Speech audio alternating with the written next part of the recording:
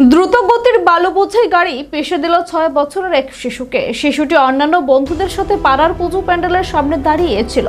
মৃত শিশুর নাম অলঙ্কিত রাজ সরকার। ঘটনা সরস্বতী পুজোর দিন সকালে মোহনপুরের বিজয়নগর গ্রামে।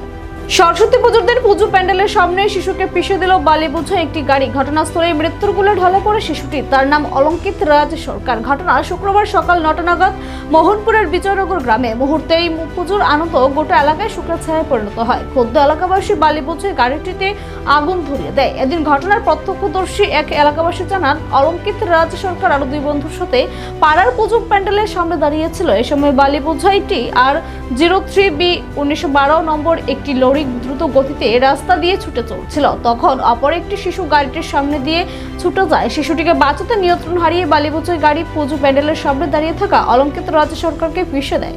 এতে ঘটনাস্থলে মৃত্যু হয় শিশুটির। সকাল 9:15 নাগাদ অলঙ্কিত রাজ সরকার নামে একটা ছেলে 6 বছর বয়স যে যান দুর্ঘটনা হয়েছিল বিজয়নগরে, এটা নিয়ে এসেছিল। ব্রেন ট্রমা হেড ছিল।